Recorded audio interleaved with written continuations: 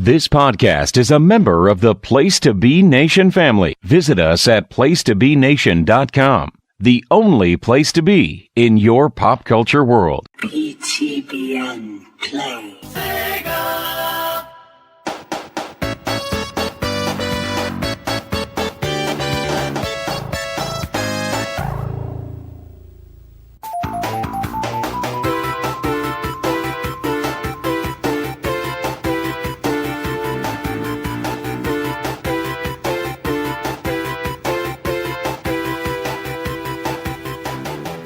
Hey everybody, welcome back to PTBN Play on the PTBN Pop feed. This is Brad. I got Jordan with me today. Jordan, how are you? I am great. Just finished playing some video games, believe it or not. Yes, I did also. I always like to kind of like to warm up for these top four lists as we're going through, and I kind of play the system ahead of time to, I don't know, maybe see if I can jog some old nostalgia or whatnot. So see, we're a little different though. I was playing Fortnite, so. Oh, I see. So that's why we had a very strict start time for this because you were playing Fortnite. There was a certain window in there. I get it. You got to take advantage of your windows. Yeah. I'm prepping for 20 episodes from now for our PS4 countdown. Or maybe our Fortnite podcast, right? You could bring the boys in. We could do that. You could get a big get one of these that are 14 years old and make. I bet that would draw. Actually, we're all about draws, right? So I bet that would draw. Push who the crowd wants. That's right. So everybody, you heard me kind of drop it before, or maybe I didn't. So we're going to be talking about our top four SEGA Genesis games today. If you listen to this series so far, we've covered the Atari 2600 and the Nintendo, the NES. We need to be specific because we're not old people to just call every video game Nintendo. Yeah. But we do refer to the original as like Nintendo. Yes, so because that's what that one was. Yes. So not the company, but that's what it was. So we have made our way into the 16-bit era, and a lot of good talking points tonight here as we are going to go through our top four and kind of talk about some of our experiences with the system. So, Jordan, I'll start with you. Sure.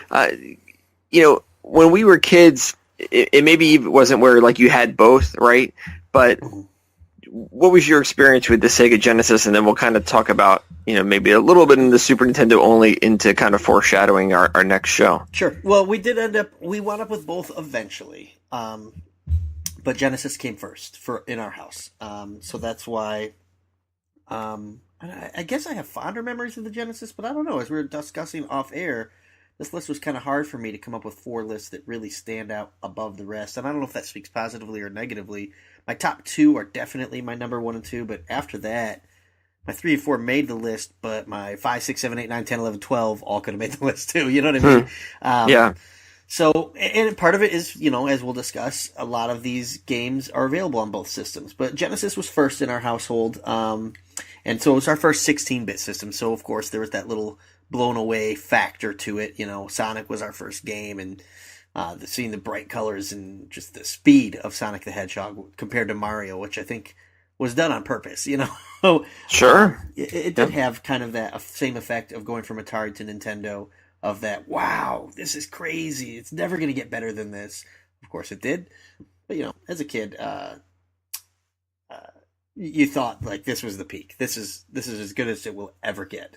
And there's two of them now. There's the Super Nintendo and the Genesis. Right. Which did, as a kid, it made it a little tougher because did you ever trade games with friends or anything like that and borrow games? Like, sure. You had to find friends who had the right systems, So and that impacted which one you bought, too. I mean, my buddy, he had a Genesis, and that's why I had a heavy Genesis influence. In fact, we didn't have a Super Nintendo. I played it, but we didn't have one until my sister got one, and that was more in, like, the mid to, like, late 90s, where it was certainly sunsetting as a system, but still had some life. I mean, it's still played today, and for certain reasons. But right. Yeah, we were a heavy Genesis household, and I think that played off of just the availability. And then my neighbor across the street after school, we get off the bus and like run to his house and play like as much as possible before I had to like run all the way back home before my mom got home from work. So I did that pretty much like every day. So those games are pretty etched into my mind. But that's where and so we had the Genesis was I talked a little bit in our previous show about, kind of buying a Nintendo at a yard sale, and the Genesis was the first one where I had scrapped together the money and was like, Mom, Funko Land's having a sale on pre-owned Genesises, and my neighbor who had tipped me off to it, and I still couldn't believe like that, like I convinced her in like that little of a speech, and she was like, okay, we'll go on like Friday afternoon, and I was like, wow, it's amazing. So she's probably just tired of like fighting against having a console in the house, right? And then so she finally gave in, and we got a Genesis 1, the older model, which had the best audio, but it was a pretty wonky pre-owned system. Yeah. Like I don't think today I would have like settled for it, but as like a 14 or 15-year-old that bought it, I was like, that'll work, So it worked. I had my Madden 94 is ready to go. Yeah, so, one thing I think, too, I almost wonder if Genesis played to, when Super Nintendo came out, you had Super Mario World was kind of like the launch system with the game, the launching game with the system, but it's still Mario. And I almost wonder with Sega, like Sonic was brand new, and so just kind of the appeal of something new and something different. I wonder if that swayed anyone. I'm sure it had to have, right? Yeah, and they beat him in the market by 2 years in the U.S. I mean, the Genesis was out in like 89, 90, and then it was out in 89, so, the Super Nintendo wasn't until 91. And I don't think we had a Genesis, though, till 91, 92. Yeah, it was because the Master System had like so little foothold in the U.S. That it took a while, and it really did take Sonic to come in, and that was really the tipping point, for the system. Yeah. Yeah, absolutely. Yeah, big fan of Sega, though. Yeah, me too. And I stuck with it for a while. So, and actually, after we talk about our top 4 Genesis today, and we'll weave in some other talking points, we'll talk about some of the accessories that came with the Genesis in that 16-bit era. So Jordan, let's start with your number 4, and like I said, we'll kind of talk through and maybe some small tangents as we go through things. Sure. My number 4 is a game that I wonder if this was available on Super Nintendo. I was going to say it's the only one that wasn't, but as I'm just thinking about it now, I bet that it was.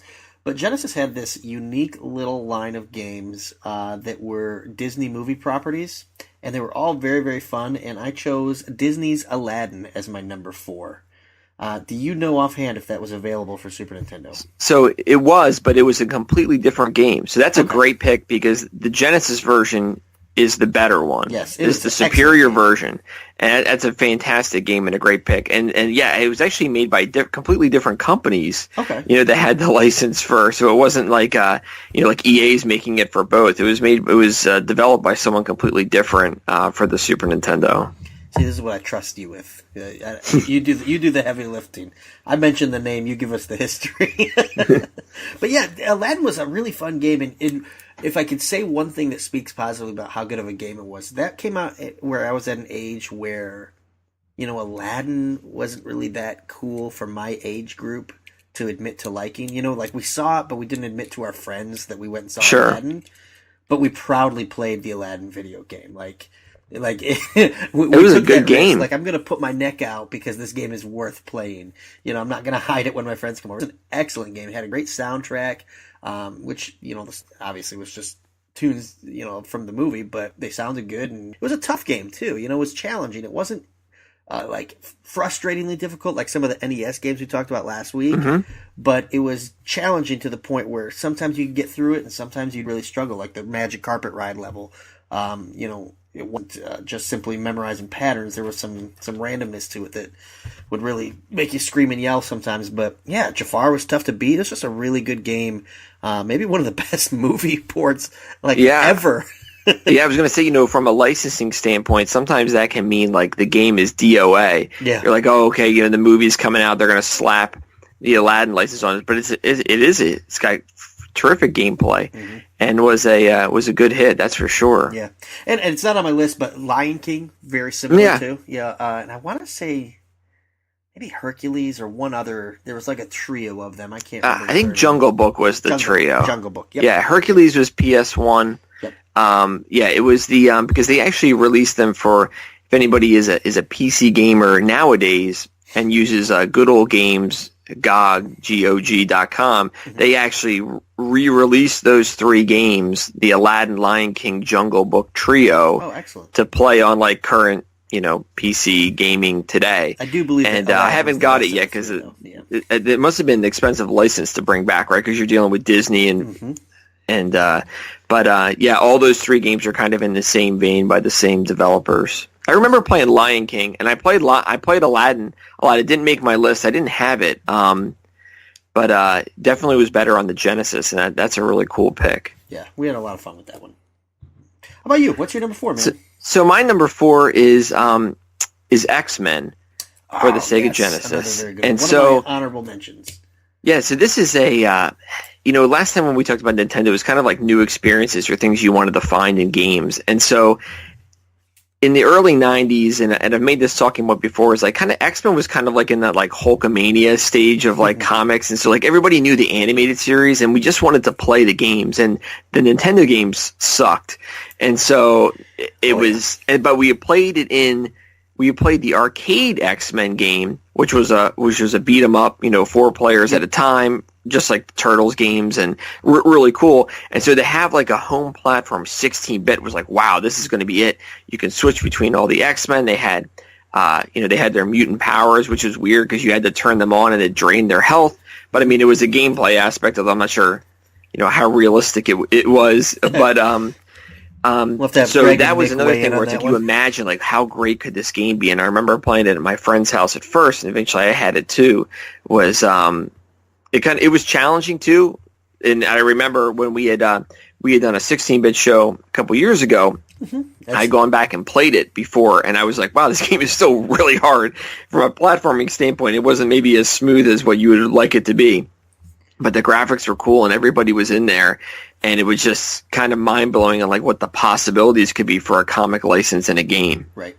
Yeah, and thinking back to that episode of Rank and File with Andy, we discussed a very interesting moment in that game that frustrated a lot of people, where you had to... That's right. I believe you had to reset the system, correct? Yeah, you had to power the system off. I think you had to press the power button and turn the power... Or was it hit the reset button or the power button? One or the other, yeah.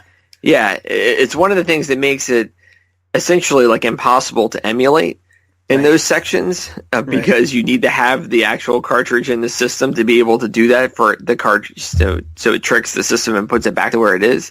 A really cool game technique there. It kind of reminds me of like the Simon's Quest Castlevania 2 thing where you need to do that certain move so you get picked up, and it's like, man, how would I know this if I didn't read this in a magazine? Exactly. It's impossible. Especially the reset button goes against every natural instinct of a game player. You only do that when someone's about to beat you in a game, and you're just a real douche, Exactly.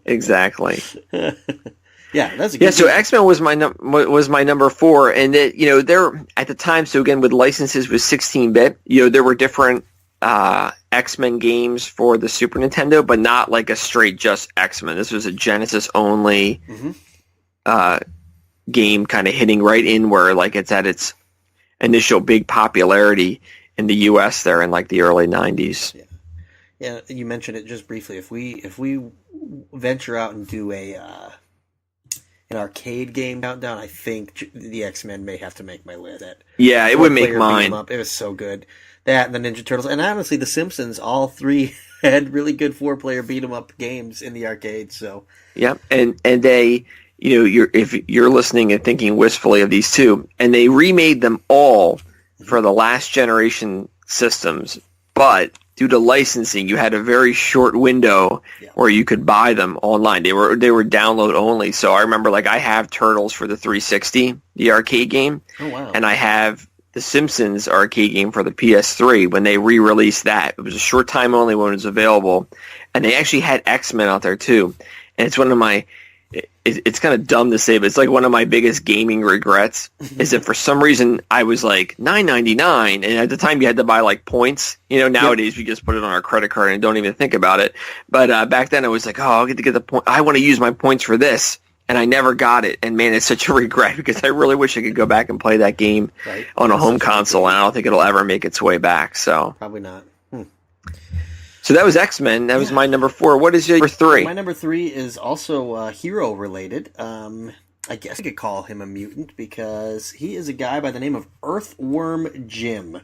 Nice. Earthworm Jim was a game that came out for, again, both systems, Super Nintendo and Genesis. This one was not that different from system to system, but because I had Genesis first, I played it first on the Genesis. I believe I had Earthworm Jim 2 on the Super Nintendo, just randomly. Okay. But Earthworm Jim was a lot of fun, and it was funny. You know, it was a game that incorporated a lot of humor, and if you don't know Earthworm Jim, you're essentially an earthworm in a spacesuit that gives him a body, arms, feet, legs. You know, he shoots a blaster gun, and he's fighting all over the place. But one of the funniest parts of the game is he would use a whip, but he would use himself. So his own body, he'd pull his head out of his suit and whip to, like, swing across vines and things like that, a la Indiana Jones.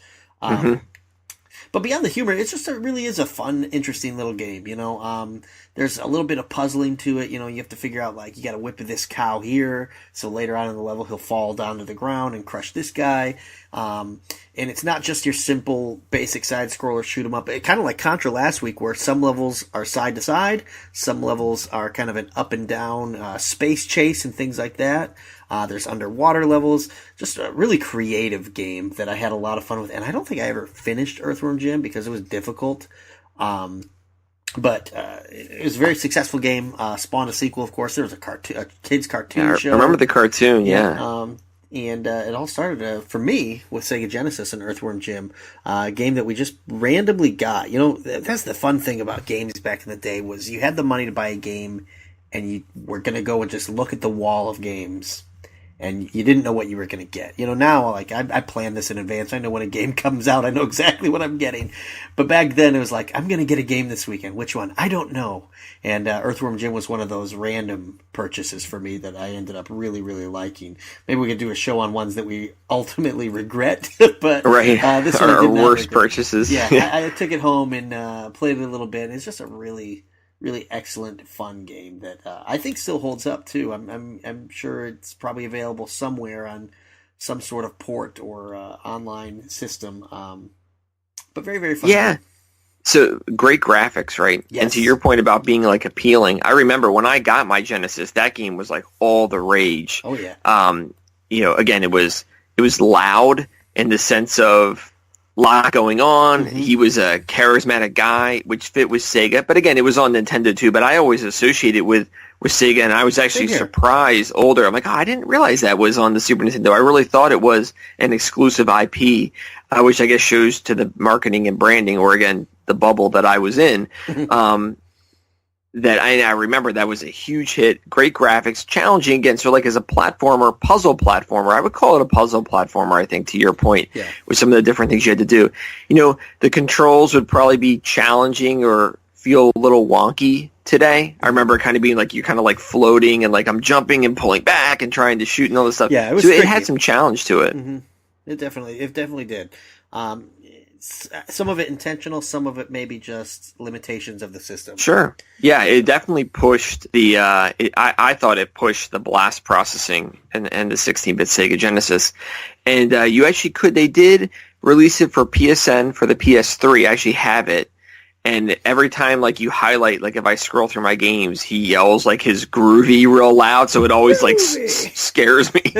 Because that's, like, the thumbnail audio that plays on the PS3 when you go through it. Mm-hmm. And it's, it was, that is a, you know, sometimes on our wrestling shows, they have, like, the most 90s moment. I think Earthworm Jim is, like, the most 90s character. He would be a good argument to be the most 90s guy. Yeah, I think that's good too, because these other ones, Mario, Sonic, obviously Mario's from the 80s, but you know, they've endured.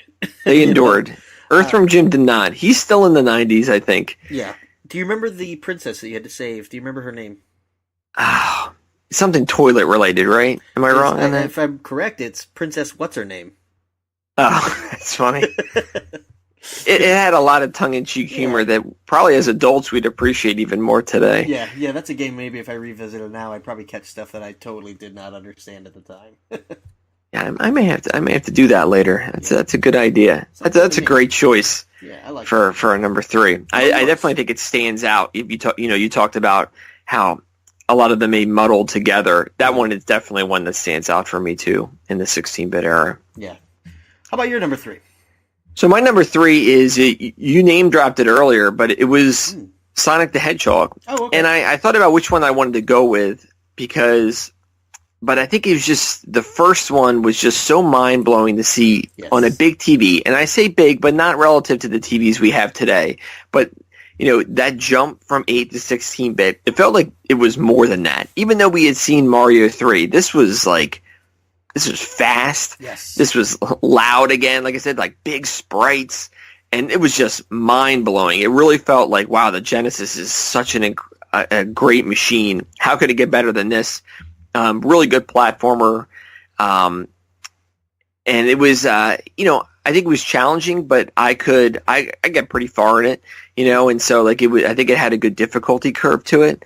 And then Sonic the Hedgehog 2 came out, and that was, one of the more so they eventually packed in Sonic the Hedgehog, which is a big deal. And actually my version is still like the not for resale, like pack-in clamshell. Oh, wow. Okay. And then Sonic 2 was a huge release. I mean, they released it on Sonic Tuesday. It was like one of those first, I don't think it was the first, and I don't want to go all gaming historical here, but it was one of the first release dates where they really hyped it up. Right. Like, because back in the Nintendo days, we didn't know when games were going to come out. It was not like every Tuesday there's new stuff. Right. It was really random. And so, but Sonic Tuesday was a big deal. A huge game, tremendous game. And I toyed with which one I wanted to pick. And I think from the 16-bit on the Genesis is I probably played a little bit more of one, or at least it was more impactful to me. But then 2, I remember playing as Tails and doing the co-op thing. And so those games, I feel like you really have to pay respects to them in this era and how they carried Sega here. So Sonic 1 in this case would be my number 3. What experience did you have with the games for the system? Yeah, I think the best word you used to describe it was fast. I mean, Mario 3 was a great game, and it's not like you played Sonic or like Mario 3's trash now, but the speed of Sonic. Which is funny because it really wasn't the game moving fast, because it wasn't so fast that you couldn't keep up with it. But you'd hit those little springs, and you just fly through the thing. It really just was like showing off. Look what we can do with the system. And I think it was a perfect kind of, this is our big game. This is our big launch. This is what we're gonna base this system around. And I had a lot of fun with it. Like you said, it's challenging enough to where a kid could beat it, but not easily. One thing I loved about Sonic that I thought was unique that you don't see in a lot of games still to this day is kind of like the life system. It's not a health bar, it's just your rings. So as long as you've got a ring, you can live. You could have like 90 rings, get hit once and you lose all of them, but you can go run around and pick up 40, 50 of them and you're fine again, which I thought that was another really cool touch. That's a very cool system. I remember being a heavy portable player, is that on the Game Gear version is, I guess, for limitations in the system, if you got hit, you could only pick up like 1 coin. So it was more challenging. But that was a cool system to it. And I'll remember too is that I think we all, first developed our fear of drowning from Sonic the Hedgehog 1. Yeah. So you had a health bar, he started to like turn blue, and you had to like get an air bubble, and those levels were very stressful. And that was the first I had ever experienced something like that. Yeah, I think with Genesis too, like, what's funny is if I think of sounds of Genesis, the 2 sounds of Genesis are Sega, and then like the Sonic music kicking in right after that Sega is Genesis. That's Genesis for everyone, even though it's not my number 1 or number 2. It's the Genesis game. I had it on my list. Bumped it for Aladdin. Okay. Yeah. But not because it's not a game that hasn't aged well or anything like that. It's a great game. And I would have ranked Sonic 1 as well. I did the same thing as you. Do I rank Sonic and Knuckles, Sonic and Tails? But I think Sonic 1 is the one that kind of still holds the magic. Yeah, so. Yeah. And it's the one actually I've played since then. Again, another 360 arcade port was a really nice, good version of the game. And actually, you can get that game on the 3DS download. It's all over the place. Sega does a pretty good job at remarketing their old material, and they've squeezed every dollar out of Sonic the Hedgehog. We'll talk more about that a little bit later on. Oh, okay.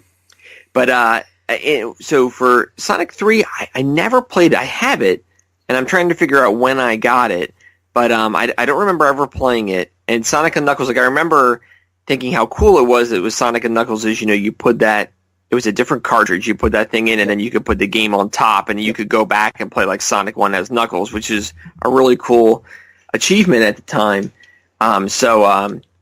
But I never I don't remember ever actually playing those games. I think that I had kind of moved into it's something I'm going to talk about a little bit with some games that are coming up shortly for me, is that I moved kind of through like regular gaming, moved more to PC for me then. So when Sonic 3 was coming out, I was like, I'm playing games on the computer versus that time for Sonic. So sure, yeah, that's fair. Yeah, with me, I didn't. I kind of was out of Sonic by then because of the next two games on my list. Okay. And what's your number 2? My number 2 is one that I know you are quite the fan of. In fact, when we did a rank and file, you sang its praises. I went with NBA Jam. Very nice. Yes, NBA Jam for the Genesis, of course. Another game that is available on both, but for some reason... And I think it is. You keep using the word loud, and I think loud fits the Genesis and loud fits NBA Jam. I think they just matched up a little better. And I'm ranking the original NBA Jam, not Tournament Edition, because this was a game that I remember playing in the arcade, and when I heard that it was coming to home systems, I was dying. Just dying for this game. Could not wait for it. But yeah, this is a game that, like you said, we didn't know release dates and stuff like that, but you knew it was coming. Like, we would have games like, well, obviously not Nintendo Power, but like, I think it was EGM is what I read back then, Electronic Sure, Gaming Monthly. yeah, it's a good magazine. And it would kind of give like little teases of games, and you're like, you're just like, when, but when NBA Jam came out, it lived up to the hype, and this is my first one. When we did Atari, I said I didn't list arcade games because the arcade versions were better. What made NBA Jam such a great home console is, if you remember the arcade system, you'd have to pay money per quarter. Oh yeah. So pay for the first quarter, pay for the second quarter. So if it's 50 cents each, you're paying $2 to play a game. Whereas here, play the Mavericks, the worst team in the game. Yeah, too. Then you got to play. Yeah, so you got to play what? There probably wasn't 30 teams back then, but 24, 25 NBA teams. So, oh gosh, but. Yeah, just a great game that, I mean, if you know it, you know every catchphrase. If not, if I said something like boom shakalaka, you're like, what is wrong with this guy? But yeah. What else was awesome about NBA 2 was all like the secret codes and stuff, the secret players, Al Gore, Bill Clinton, just by putting in their initials, I believe Warren Moon was in the game for Genesis. Gosh, who else was in there? Man, I should have looked this up. I remember you could be some like the game designs, but who cared about that? But Al Gore and I remember were big ones to unlock. And then you had Big Head Mode, powered up dunks. Gosh, there was so much stuff in this. But if you really want to hear someone praise NBA Jam properly, listen to our rank and file again that I've already mentioned. This is a nice companion piece to the file episode, by the way. Where yes, sir. UI and Andy Helene sat down and talked about all 16-bit games, not just Genesis, but 16-bit games overall. But NBA Jam was such a great game because I didn't mind playing it by myself for a couple hours, but if friends came over, it was even better. I remember we'd make our brackets, when we'd have our tournaments all day long. Awesome game. And it worked, and it appealed to non-sports gamers tit was an arcade game. Yes. And that wasn't always bridge gaming was fine to find that. So, I love the arcade game. That was another huge release when it came out. I had it for the Game Gear. I don't want to spoil our future portable show, although I just did. It's going to be on there, and I'll probably talk more about it then. Because from a home 16, I mean, I had it at home then, maybe after it came out for a couple years, and I actually, at one time a couple years ago, had a pretty good collection of every NBA Jam game for every system ever. Wow. And I think it was only missing, and some of the Nintendo 64 ones were NBA Jam in only name only. They actually were not like the old arcade games, but all the derivatives that came after, like Hang Time and all those ones, like I had all those for every system, or NBA Jam Extreme for the Sega Saturn was one. And so I love that Sega series Saturn. too. And on the 16-bit, you may hear me talk about that on a different show later on. Okay. But that's a tremendous pick and another kind of big staple and name from the 16-bit era. Yeah, did you have a go-to team? Let me think about it.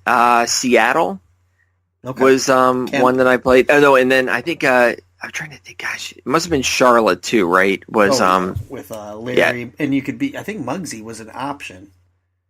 In well, in NBA, right? the first one you couldn't change, but I played a lot of Tournament Edition where you that's could when you had about sub. 5 or 6 guys. Yeah. To pick Yeah. from. Okay. Yeah, I remember. I remember because I was a Sixers fan and they were terrible. Like those teams were just not good, and so I could never play as my home team in there. But I was a huge NBA fan, and I played Charlotte. And now I'm trying to. That's a really good question. Yeah. I know, think I remember back to one thing I do remember about the original for Genesis compared to the arcade was Shaq was in the arcade and he was not on the original Genesis game. Correct. Yep. And yep. I'm guessing and Michael Jordan wasn't on any of them. Yeah. So but there's actually and the designer, was pretty active on social media, and he's been brought in for other projects when they've done NBA Jam re-releases. There was recently an article where he has a beta of the game that he was showing around that has Jordan in it. Because, of course, he had to take him out for licensing. But there was, obviously he had built it with Jordan originally in it before he pulled himself out. Oh, Same thing with Barkley. I want to say he was in the arcade version. I'm not as sharp and fresh with my NBA Jam history as I was like 5 years ago. So, gosh, yeah. I remember the team that I hated being was what team was Christian Laettner on? Whoever he was. The Timberwolves, right? Yeah. They were garbage. So, but yeah, and NBA Jam is my number 2.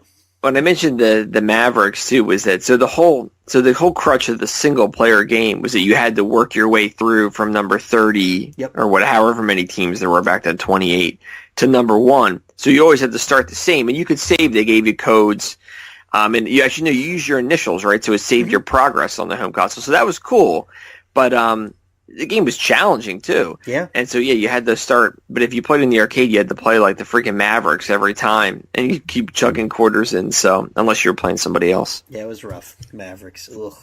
Fun game. I think not the Mavericks that we know. With Nowitzki, actually, no, Mavericks is like these were bad Mavericks. Like I think Jimmy Rolando Jackson Blackman was on that team, right? So yeah, not the best. And I think that's where I learned with sports games was kind of the elasticity of I'm down by 20, but now I'm making all my shots because the game was an arcade game. Yep. Sometimes you see that like early Mario Kart games, right? Was and you could turn it off in future EA sports games, which we may talk about, where you comeback mode was on. It's like you get down and the game kind of bumps you back up to make it arcade competitive and fun. So it definitely had that going for it too. You really grind it out like you were sweating every second of that game.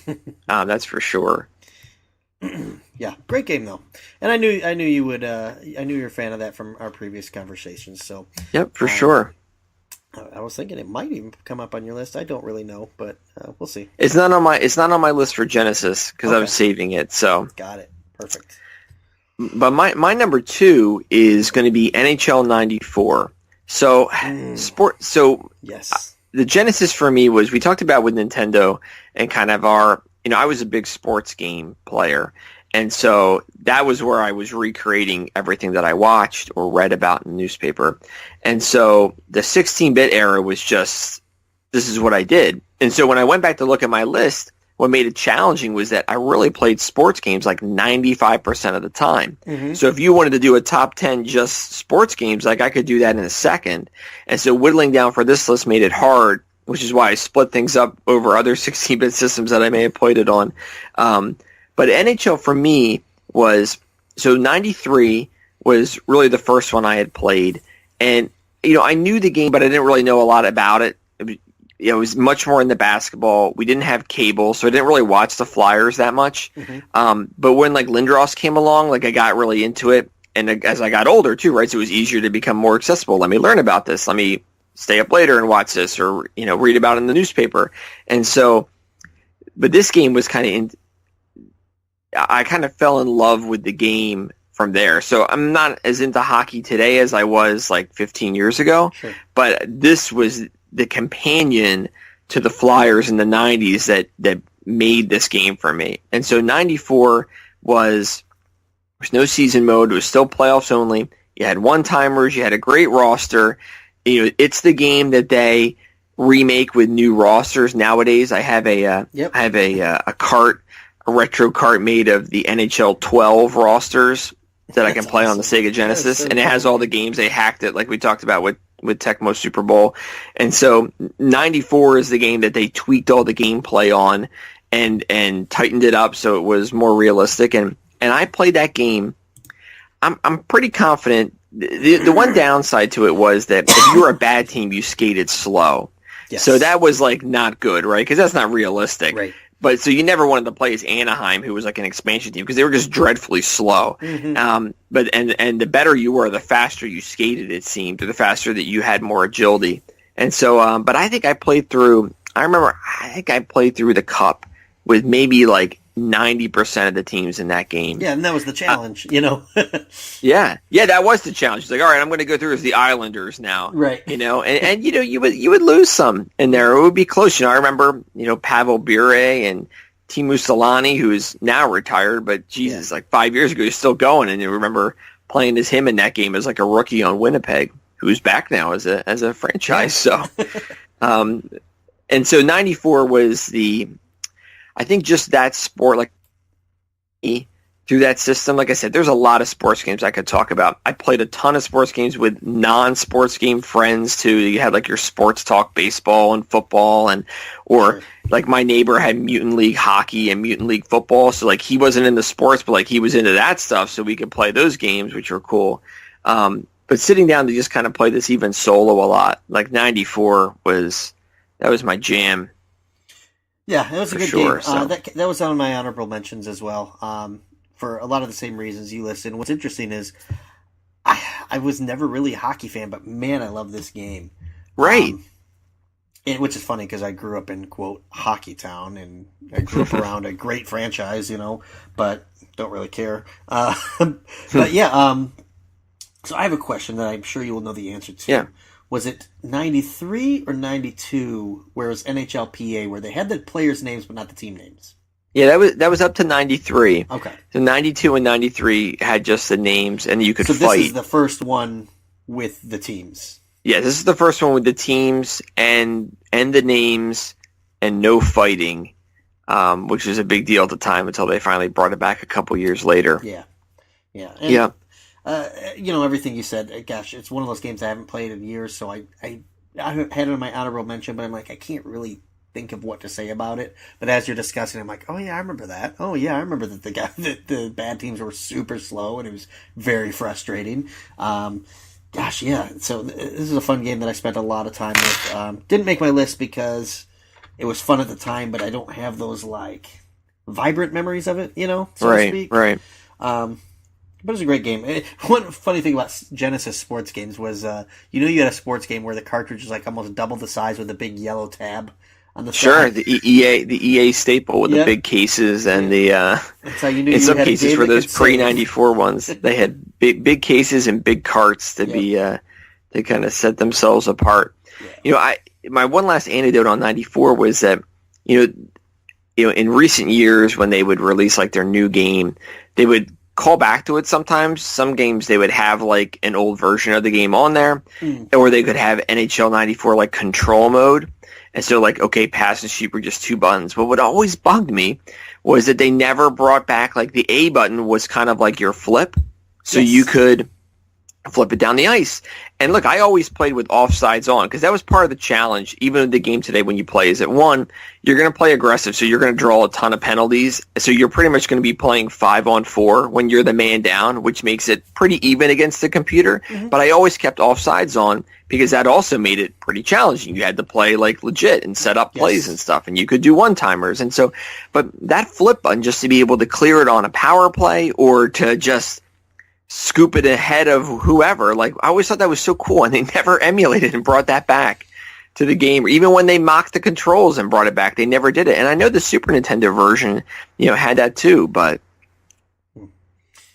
Yeah, it's funny as you're talking about it, I'm just having more memories, and I remember frustratingly turning icing off many times. Sure. Because That was the other thing. You get icing on, you couldn't get away with flipping it down like that, and then you could turn offsides on and off too. And penalties too was the other one. Like penalties overall. Like offsides was a different one than just penalties. You keep penalties but keep offsides off. But if you turn them all on, man, you you can check. That was a huge highlight. Was all these huge hits that you could do and leave guys like in a pool of blood. Right, in a pool of blood. You couldn't fight, but you could knock them pretty good, or knock Lindros's head off, and but you'd be in the box all the time. But it was fun, man. It was a good time, that's for sure. Okay, awesome. Yeah, I suspected that may be your number one, actually, just from remembering you talk. I actually remember you saying... I waffled on it a little bit. I do remember you saying you had the port with the fairly current rosters still. Yeah. So, cool. All right, so that's your number two, correct? Which leaves us with just one each. You want me to go ahead? Yeah, go ahead. All right, so my number one is, again, available on both systems, but if you lived at this time, there was no question. You had to get the SEGA Genesis version. This is probably the game that defines Genesis for me, because I said I had Genesis before Super Nintendo, and I was one of the few in my neighborhood that did. Most of my friends had Super Nintendo, which made it hard to trade and things like that. But when this game came out, suddenly my house was the place to be, Brad. Okay, I like that. Very good. Everyone came over because only on the SEGA Genesis did you have blood on Mortal Kombat 2. That's right. Yep. The blood and the fatalities were ready and available. Super Nintendo toned it down a bit. Didn't have blood. You would hit a guy in the head and the throat and sweat would fly off. But Genesis gave us the game as we wanted it. And Mortal Kombat 2 is probably the game that I played more than any other game for Sega Genesis. What's interesting is I guarantee it's a game that does not hold up as well. It's a game that doesn't age as well. And it's probably a game, if I were to revisit all my old Genesis collection, I would probably not play it that much now. But we're kind of ranking what defined us, sure. Right. And I spent countless hours in having sleepovers where I would either pack up my Genesis and take it to a friend's house, or they would come over and we would just play Mortal Kombat 2 over and over and over, trying to unlock the characters like... who were the characters in Mortal Kombat 2? I believe Reptile may have been in that one. Noob Saibot was, of course, the mythical guy that we never actually truly got. But Katana, Melina, Jade, Scorpion, Smoke, Reptile, Sub-Zero, so many characters. Another arcade port that was super fun in the arcade, but the fact that you could play it at home, it was just a no-brainer to have this game. And gosh, I loved it. And I was pretty good at it, too. I was one of the better ones. Like, I could beat most of my friends, and I'm sure that does not hurt it being number one on my list. Sure. Yeah, I always found that I was better at it than, like, Street Fighter, too. Yes, same here. Yeah, which is funny because the combos were a little trickier. Like, Street Fighter is basically down to right and your button. You know? Whereas, like, to do a fatality on Mortal Kombat, it's like back twice, forward twice, up, down, all three buttons at the same time. Yeah, I was bad at those, but I could use my Ryu fireball thing to, throw the spear as Scorpion or Sub-Zero. It's like your go-to move is, I'm familiar with this. Yeah. Yeah, the Sub-Zero is basically like an evil Ken or Ryu, so. Right. But yeah, I just remember so many times, like, this is a game where one of the first games I remember just sitting and watching other people play. We'd take turns, and we'd play the two-player mode and just put the second remote down because we want somebody to win so they could practice the fatalities. Sure, I love that, yeah. Yeah, we just desperately wanted to see them all, and, we had to have somebody who had the fastest fingers and stuff, it was just... I just remember, like, eruption, like cheers of eruption when we actually managed to like have Scorpion eat someone's body and spit out his bones and stuff. Yeah. It's a game that, it's funny, nowadays people talk about video games, being violent and causing problems, which I think is a lot of bullcrap, but this is not a political podcast, but... Right.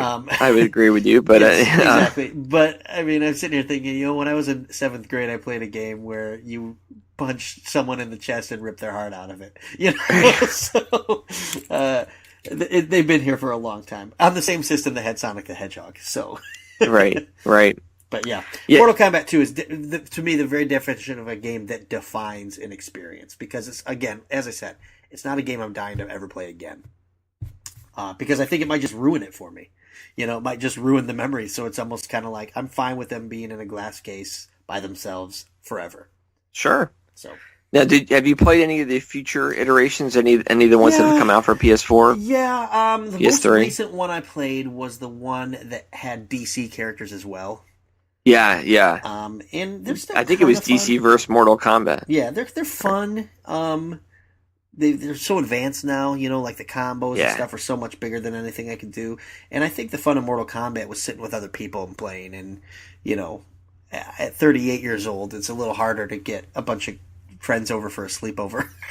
Sure. You know, like, hey guys, let's all stay tonight and play Mortal Kombat. You know? Right. but I have played them, and they're still fun. To me, they're more like fun for a few minutes. You know, like I don't think that I'd buy any of them. If game rental was still kind of a available option, I might rent a Mortal Kombat, have some fun with it, smash some people up, and take it back and be done with it. But yeah, for sure. Yeah, Mortal Kombat was huge on the, we talked about NBA Jam being such a huge home release for consoles, and Mortal Kombat was right there too. And, you know, Nintendo at the time where they were, we talked about political, and they had, some hearings and things to talk about video game violence and, games on the Sega CD like Night Trap and stuff like that. And, what we're exposing our use to Joe Lieberman. And you can find those videos on YouTube of, if you enjoy senators today talking about shit they don't know, like Facebook, you should listen to them talk about video games in the mid 90s. Right. And so, so Nintendo, but their boast was like, we have that game, but we don't have blood. And guess what? Boy, it didn't. I mean, look, again, if you had Super Nintendo, you had to get it for it. But if you had the choice, it had sold much better on the Genesis, and Sega whooped them with that. Yep. Now, I do think, from a Street Fighter standpoint, again, I'm not talking about Street Fighter 2 today for the Genesis. There were a couple iterations. It eventually did make its way over. It started on the Super Nintendo. Sure. I think that was better on the Super Nintendo, but I do too. Capcom was a good programmer for the Super Nintendo. But for Mortal Kombat, it was a no-brainer to be on the Genesis. I think a big reason Street Fighter transferred better on the Super Nintendo was, remembering the arcade version, there was 6 buttons. Sure. And so with the Super Nintendo, you had the 4 buttons and the 2 triggers. So it was just a little easier port, whereas Genesis just had A, B, and C. Right, and so Genesis would eventually do that. Well, actually, they introduced the 6-button controller because of when they brought that game over. But there were other ways you could play it on a 3-button if you really like awkward directional button hitting to do powerful and kicks. Who doesn't? Right. I still have my 6-button Genesis controller. Actually, it's one I use. Really? Even though, I'm playing, Turtles Hyperstone Heist, and only uses 2 buttons, but there's 4 other ones there for you. So here's a question: A, B, and C were the buttons. What are the 3 extras? Is it 1, 2, 3? X, Y, Z, I think. X, Y, Z. Okay. Right. Let me look here real quick. 1 second. Okay. I've always wondered what the rationale is behind naming the buttons. A, B, C, X, Y, Z. That was terrific radio. X, Y, Z is what it is. I was doing a nice little soliloquy while you were gone. Good. I hope you did. X, Y, Z. Okay, interesting. I don't think I ever had the 6 button. I remember it, but I didn't have one myself. For the Genesis. So. Yeah. But if you remember too, Mortal Kombat 1 obviously had blood and fatalities as well. With Genesis for Mortal Kombat 1, the standard mode had the blood off, and you had to go into the settings and turn it on. Sure. But Mortal Kombat 2 was just like, nope, here's your blood, Yeah. So, and there's buckets full of it. So, and if you're listening, you never played the Mortal Kombat, you're like, what's a fatality? What's this or that? I mean, imagine being 12 and hitting a guy with an uppercut off a bridge, and he falls 30 feet and is impaled on spikes. Right. And imagine the joy that brings you at 12 years old. And the joy of going through the back of your GamePro magazine and pulling up the codes on how to do all those. Yep.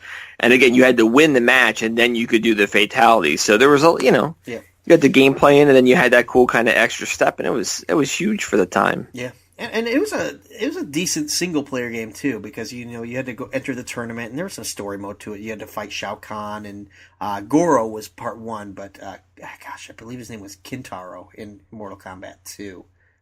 Basically Goro, Shinlan was still like the end of 1, right? You had to beat Goro first to get to him. Yep. Yeah. And in part 2 it was similar. Goro's gone, but it's still Shao Kahn's bodyguard, which is I'm almost positive it's Kintaro. Okay. That's my guess. If I'm wrong, I'm wrong. I'm sure somebody will schmuck me that, but there's a verb we haven't used in a while. No. I played a little bit of 2, but I actually remember really playing a lot of 1. Mm-hmm. Yep. And playing a lot of 1 on the Sega CD, which seems like a terrible decision. Although the audio was good from like a loading standpoint. Sure. But they just happened to be like what I had. And I played a ton of that first game. I think every character I could get pretty far into with. So yeah. And 2 had obviously new characters, and it was missing a couple from 1. Kano was not in Mortal Kombat 2. And I believe it's Sonya, the girl, was not in Mortal Kombat 2. So. And now 3 came out for 16-bit systems too, right? Yes, I remember 3. My friend had that, and that's where these games started to go a little beyond me. That's where the combos really started to play a factor, and 8, 9, 10 hit combos, and I just never was able to really pick up on those that well. So. And there were a lot of fighters too. And again, look, that certainly is a selling point, especially at a young age. Like, oh wow, I can play as all these guys. But there was something kind of quaint about the 10 guys in just the first one that you could play as, versus kind of be inundated, kind of or having 50 choices, the paralysis of choice, versus just these 10 that you're familiar with, for sure. And the last thing I'll say on Mortal Kombat before we get to your number 1 as it relates to Street Fighter is Mortal Kombat the movie is infinitely better than Street Fighter the movie. So, agreed. Yeah. Agreed. Yeah, Mortal Kombat 2, my number 1 for the Sega Genesis system. Yeah, that's a great choice. And so you can, Acclaim, and I'm trying to think who has the license now. That's terrible. But they've repackaged some of those older ones. I don't know how they hold up either. It's always been something where it's like there was a Mortal Kombat arcade release for PSN that had 1 through 3 and 4 and I mean there's probably podcasts out there that go into the differences between 2 was incredibly hard, almost cheap hard on the Super Nintendo, so it wasn't any good. And the arcade versions are pretty good and balanced, but so they're out there on collections, and they've been in different Acclaim or Midways who had it then, different collections out there too. So you can go back and play them. I have not revisited them myself since the mid-90s. So yeah, neither have I. Outside of the DC game. So, but we are almost done here. We've just got one more, and it's your number 1.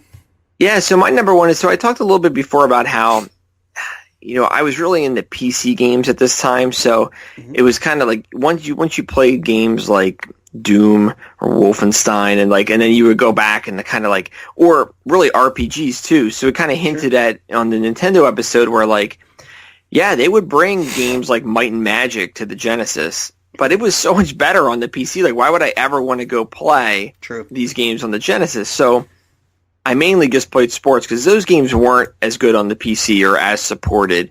And 2-player was a part of it too. And so it's obviously easier on a console. And so my number 1 was kind of the pinnacle of sports gaming for me on the Genesis, and that was Coach K's College Basketball. And it seems like a weird pick, and it's very sentimental too, in that 1, it only came out on the Genesis. 2, it hit exactly into my years where I am completely into sports, totally into college basketball. Right around that time with Villanova, it's got their great team from 93, 94 that's in there, and it had the players, but just the numbers, and obviously there's been lawsuits since then. But it was so unique because it was only the 1 year, and they made the game, and then they all moved on to I guess the PlayStation March Madness games that came out years later, but it kind of was like a unique enigma of a sports game that had college plays, college defenses. It had Coach K on the cover. It had a couple classic teams like the Duke title teams from the early 90s.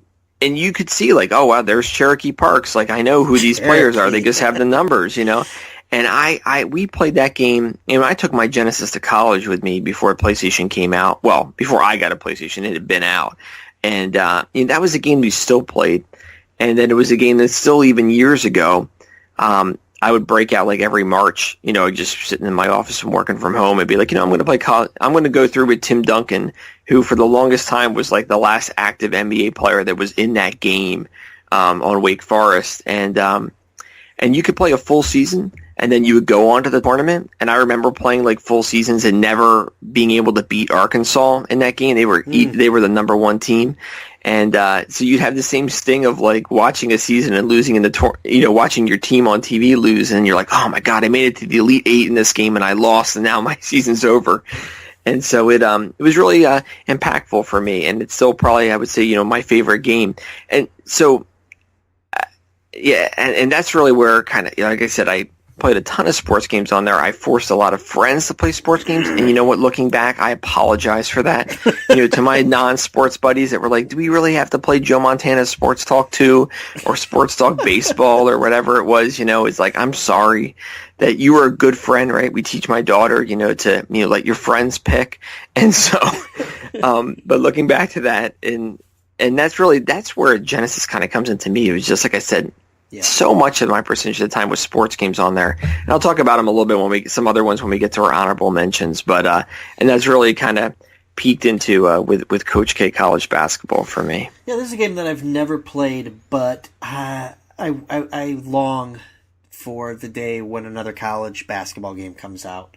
I had a college basketball game there was a Super Nintendo college game that wasn't that great. It was okay. But I remember playing the heck out of it. I think mine was PlayStation 1. That probably expanded to a lot more teams, correct?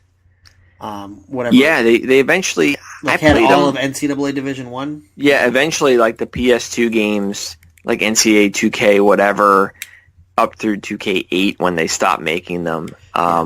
They would have every team, yeah. That was some of the most fun I've ever had in a sports game. For me, with sports games, I know... When you think of sports video games, I think Madden is probably what comes to most people's minds because it's the most successful. But basketball games have always been my favorite.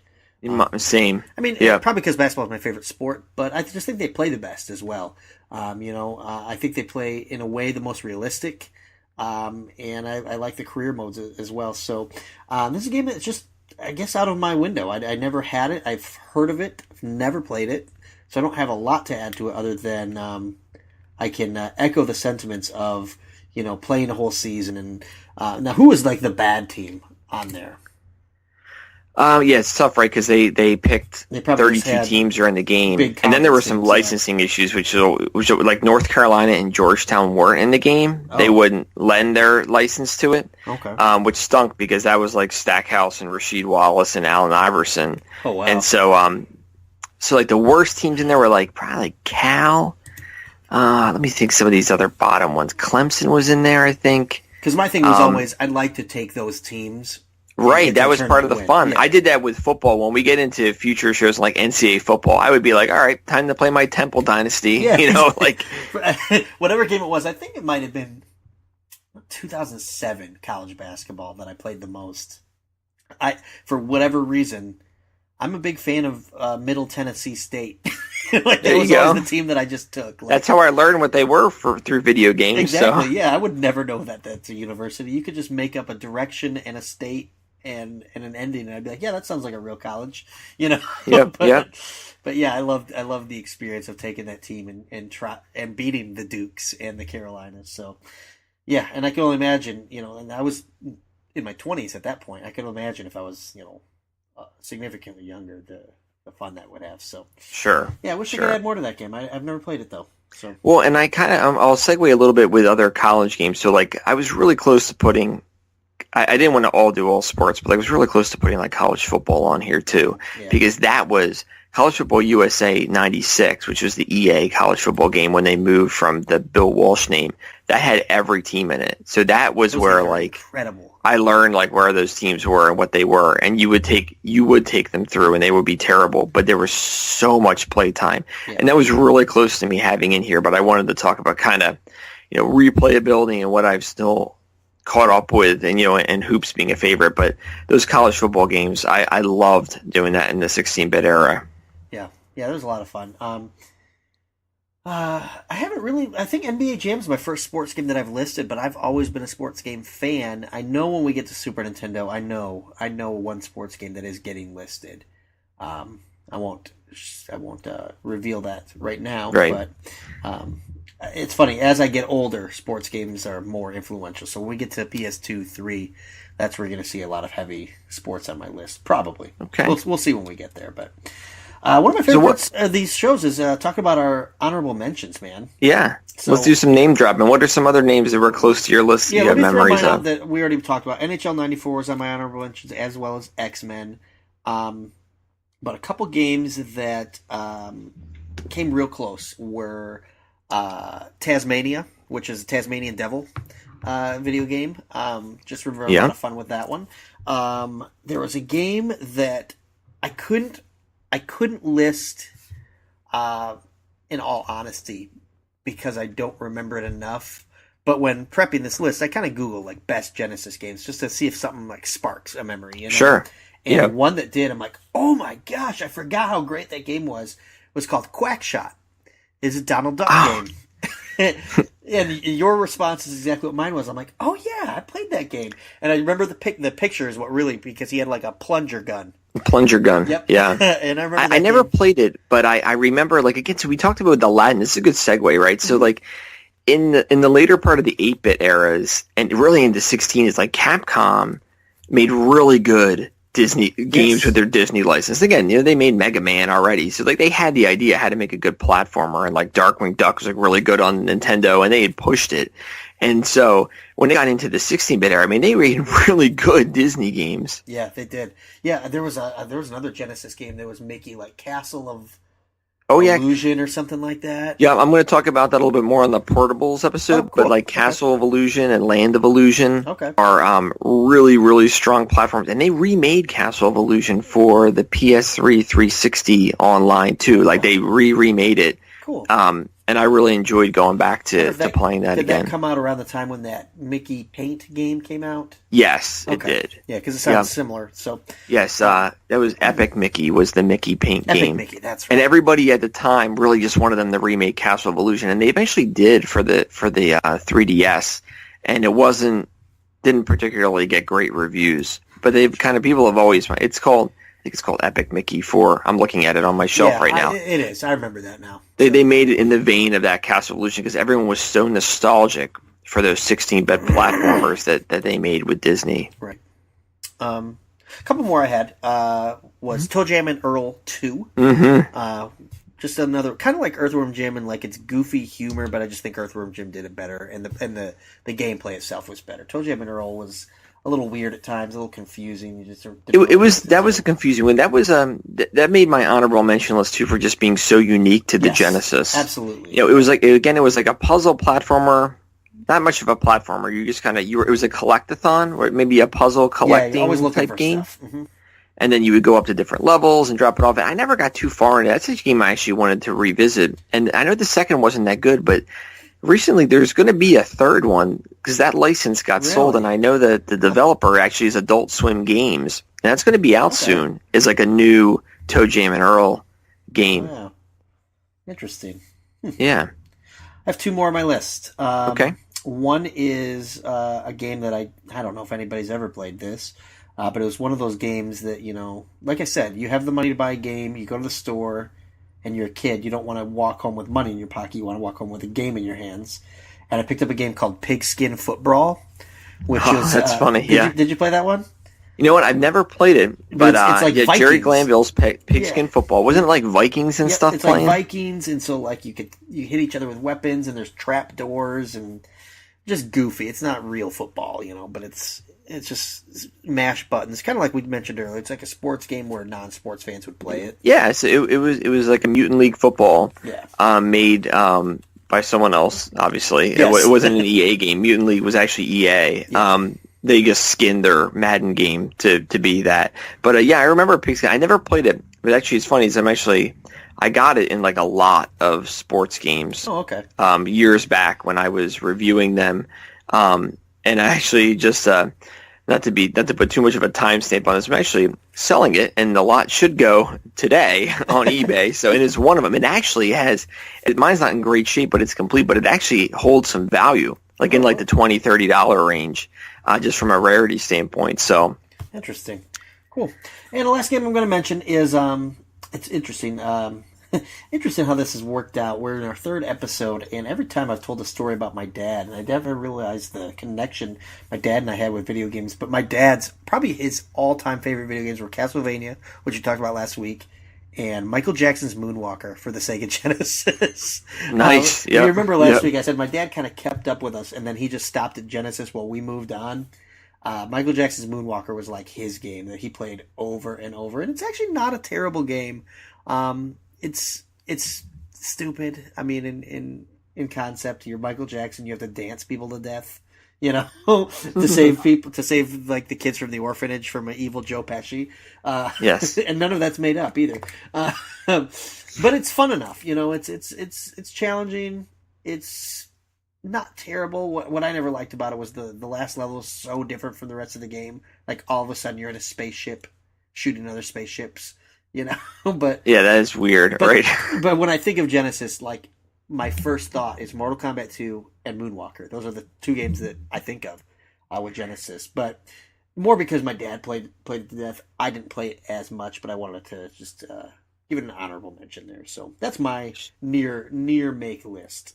Yeah, I remember that Michael Jackson's Moonwalker made both of our honorable mentions list when we did our top 10 16-bit games, which was a wild shot, one in a million, really, with how many games were out there that they would both be the same number on ours or the same thinking. And I still have a copy of it. I bought it back because we had a friend, and she was like super into Michael Jackson, and I found it in a pre-owned thing and got it. And I remember playing it a little bit. I remember playing the arcade game more, and beating the arcade game because you could just pump quarters in, and it was fine. The arcade was pretty good. And so I actually still have that one. And when he passed away, that really shot up in value too. It's one of the more pricey games for the Genesis, and certainly unique to that system, man. That is a unique Sega Genesis game. Yeah, and that's a game that's probably never going to see the light of day in a re-release or anything like that because not just with the licensing, but obviously with Michael Jackson his name doesn't quite mean as much as it did before. So right, that would be correct. Sure. How about you? What are some of your games that came real close? Yeah, so it's funny you mentioned the Taz, right? So we had Taz Escape from Mars, which was like the sequel to the Tasmania, and because Taz was. He may be there with Earthworm Jim for most 90s, and so yes. he had a lot of 16-bit games, and it's interesting when I've been clearing out some of my stuff is that it's very hard for me to move on from like, for some reason we did have some non-sports games, so I had like Animaniacs, and I had Star Trek The Next Generation, which again was like, oh, I've seen picture evidence. Maybe this will be good. No, I really like PC games. What's that? I have picture evidence that you own that one. You do, yes. Yeah. And I was bragging to Glenn for his affection. And so, but I remember, again, though, like I played it, and I'm like, I don't. Like, I'd just rather play these Dungeons & Dragons games on, the PC. Right. Like, and not that is, but like the same type of adventure-type game, but just so hard with a controller, it just didn't appeal to me. Right. But then I had, actually, so Streets of Rage is one I wanted to talk about. Yes. Fantastic beat-em-up series. I didn't have... I'm going to foreshadow again, so maybe it's not going to be as entertaining, but our portable show is going to be a combo, so it'll be fine. But that's what I'm going to talk about a little bit later. Okay. And I really liked that series is great. 1, 2, and 3 are fantastic. Top games on the system. They've been re-released on every Sonic's Genesis Ultimate Collection and stuff, so you can find them pretty easy. That was my one really, really big honorable mention that I wanted to make. And then other sports games ones that hit some high notes on are, World Series Baseball 95 was the, with how generations in gaming goes is that, the Genesis may have been around for NBA Live 98, but really like the best version was 96 or 95 even, because then all the top teams were already going to the next gen system. So World Series Baseball 95 was probably like the peak of that game, Sega Sports, and awesome game. And then, but everybody has their own baseball, right? Like, so Hardball 94 was one that I wanted to mention as it nearly made my list because we were so into customizing teams, right? We talked about that with Baseball Stars in the Nintendo episode, and with Hardball, it had all the real players, but it didn't have the MLB license. But you could edit everything in that game. So, like, I would play, like, full seasons as, like, the real Baltimore Orioles, and you could change everything. And back then, I was, like, obsessed with, this is a realistic box score. I just played this baseball game and I lost 5-3 and we each had 9 hits. It wasn't like some arcade type game. And as an adult now, maybe I like arcade games more. But back then it was like, I really want this like die-hard simulation experience. Yes. So Hardball 94 was one for me for sure. But everybody may have their, I played a lot of MLB baseball and Triple Play came along and a lot of people like Tony La Russa baseball, EA's baseball for a while there too. Yep. And then I'm skipping NBA hoops because I'm going to talk about them on our next show. Okay. Cool. And I think that that's it for one of Madden 94, but Madden 96 actually was. It sticks out a lot to me because it was really the first like the game came out and it was like I want this for Christmas. So like I'd had the system for like a year. But it was like brand new, so like I want to pay like full retail. Like, can I have this for Christmas? And I got it. So like that was one game where I was playing it when everybody else was. A lot of these other ones I was catching up, as you are wont to do when you're younger and don't have your own means of income. So I'm stunned that you said that NBA Live 98 was on the Genesis. Is that right? It is right. Yep, I'm looking at it right here, buddy. That is crazy. Yeah, it is right because when you think about it. Like decades later, you're like, oh, this game must be amazing. And look, it's fine, but it's the same skin as 96. They didn't add anything in 97, 98, just roster updates. Maybe maybe the menus are different, but I mean, it's the same game. Just it has Tim Hardaway on the Heat, so that's it. And he's on the cover. Right. But yeah, 97 and 98 were the sports games on the Genesis. And you think about it, the Saturn's out at the same time. So, and it's got a bunch of those games too. So, which ones are going to have more effort put into? From the Sega teams. Was PlayStation 2 out by that point? PlayStation 1 came out in the end of 95. So, with PlayStation, famously like the 96 EA games were a hit and miss. Or 97. So it was 96 it was out. Because I know like Madden 96 didn't make it to the PS1, and that was like a big deal that they missed it. PS2 release date is 2000. Okay. Yeah, PS2 was 2000. Like NBA Live 96 made its way to the PlayStation, but I know like Madden didn't. Okay. So yeah, so you're thinking about these Genesis games. NBA Live 98's coming out, and NBA Live 98 on the PlayStation is one of my favorite games ever. So yeah. So they were still making them. People were still buying them, I guess. So let me really quick talk before we wrap is on. So let's talk about some of the peripherals, excuse me. And I had these only because I was kind of like a retro game collector before people you'd even thought to do it. But like we would go to like video stores that would have like used video games because they would just be trying to move them. And KB Toys has been a real theme of ours. We talked about it last episode. Yep. And I remember going there before Christmas. And like they just had stacks of Sega CD systems, and they were like $30. And I was like, well, I'm going to buy this. I'm like 16 at this point, probably. I'm driving, so I'm definitely 16, almost 17. And I'm like, I'm going to buy this because I'm going to go and get these really cheap Sega CD games, and I did. And that's where I played Mortal Kombat. And I had Sonic CD, which was actually a really good game for it. And I would drag my sister with me, and we would go to different video stores or I would after work, and kind of pick out these old games for it. And so did you ever have the Sega CD? I did not have the CD. I had Sega 32X. Nice. So that's a good segue. So the 32X was my favorite buy ever. They were at Toys R Us and they were $20 sitting in the middle of an aisle. It was like screaming like, please take me. And that's one that actually has earned its. I'm hesitant to sell them, even though I haven't hooked them up in 20 years. Sure. But they actually have commanded some resale value. And the 32X, I had that, and actually that had a great version. It had the best version of Mortal Kombat 2. I played that on there. Didn't even have it. And it had a great version of NBA Jam Tournament Edition on there. And actually, I played Virtual Racing was my favorite game on that system. That also came out in the Genesis, but the 32X could really chug it. It was a really good racing game. My go-to game was Slam City with Scottie Pippen. Yes, I'm looking at that. I actually have that Sega CD 32X game, Slam City. What's weird is I remember owning it, but I couldn't tell you anything about the WWF game. WrestleMania, I believe it was. Maybe it was called Raw. Gosh, what was it called?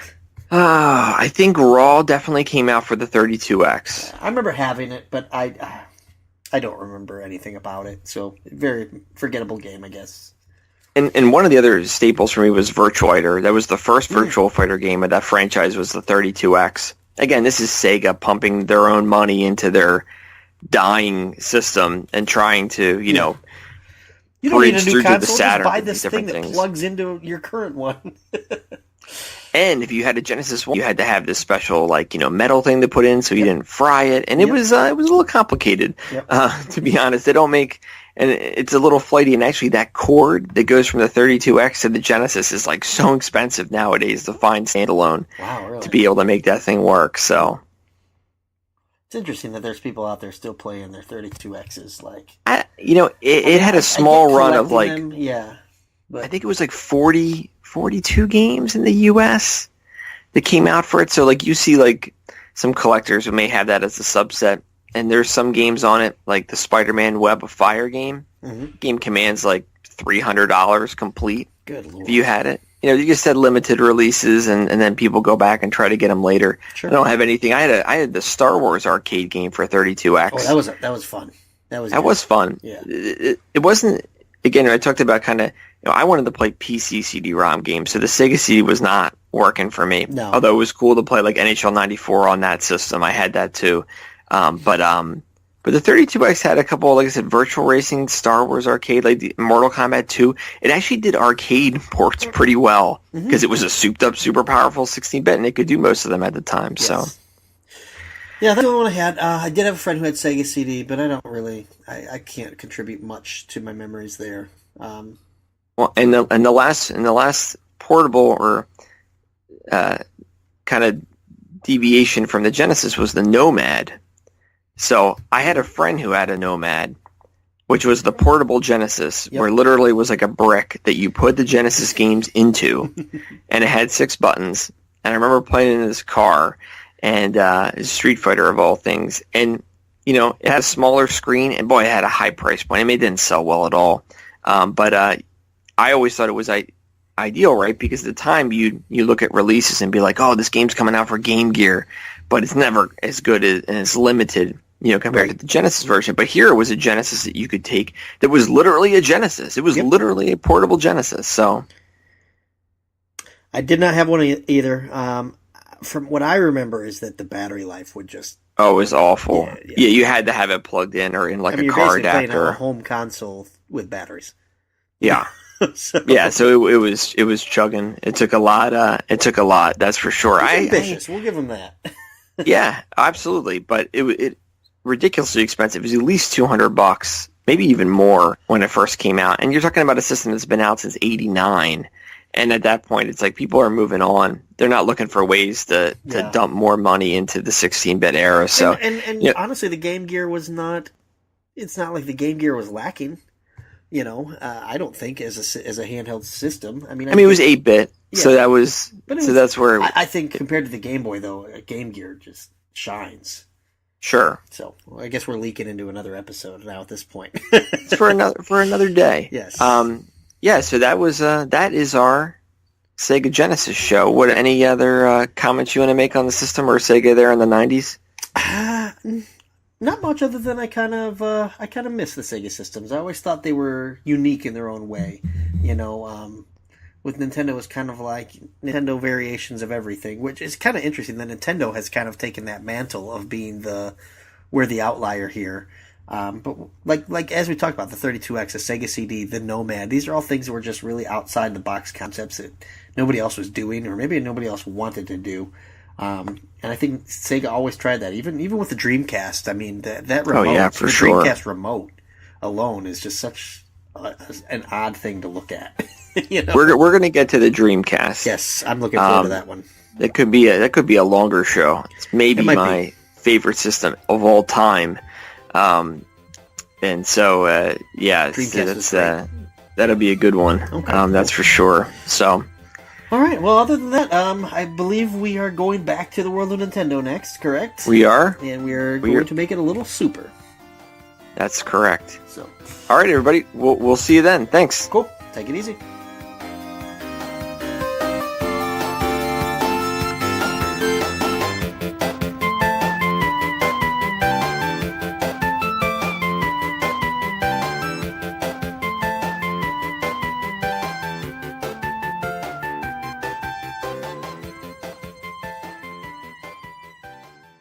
Promotional consideration paid for by the following. Hey, pro wrestling announcer Kevin Kelly here. I want to make sure you are all subscribed to all the great feeds here at Place to Be Nation. It's really easy to do. Just head to iTunes or your preferred podcatcher app today and search and subscribe to the Place to Be Nation wrestling feed, which of course includes the full archives of the Kevin Kelly Show, the Place to Be Nation pod feed, and the Pro Wrestling Only feed. Subscribe, listen, and then rate us and leave feedback today. And be sure to give Justin your true thoughts. I mean, don't hold back. After all, he is kind of a jerk. Just listen to Scott.